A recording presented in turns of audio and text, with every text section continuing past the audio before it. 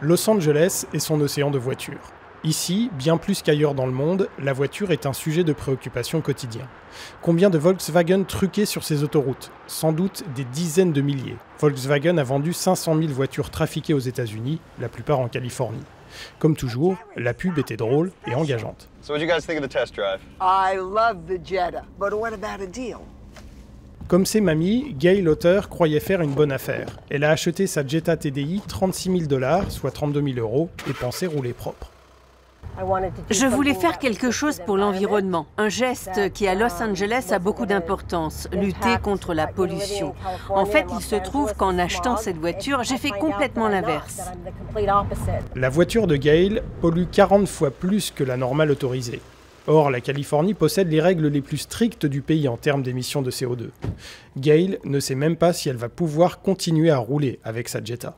Je dois renouveler l'autocollant qui certifie que ma voiture est propre en novembre prochain. Pour ça, ma voiture doit passer un contrôle technique. Je ne sais même pas si cela va être possible.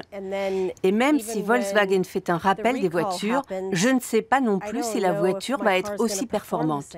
Ce ne sera jamais la voiture que je pensais avoir. Depuis quelques jours, les avocats sont mobilisés. Au nom des propriétaires, des centaines de recours collectifs ont été lancés devant la justice. David Wendler est avocat à Los Angeles et a déposé une de ses class actions. Honnêtement, Volkswagen va devoir sortir beaucoup d'argent. Ils vont devoir payer l'amende du gouvernement fédéral et local, qui ne vont pas les lâcher.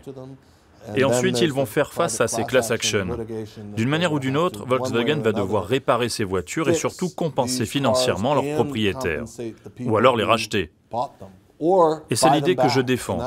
Certains de mes clients ont tenté de rendre les véhicules à Volkswagen. Pour le moment, le constructeur allemand n'a pas accepté.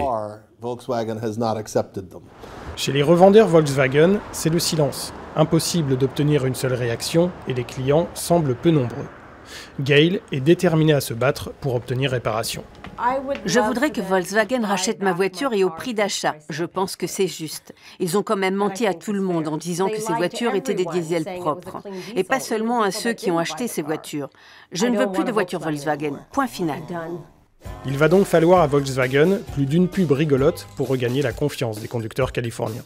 Volkswagen, das Auto.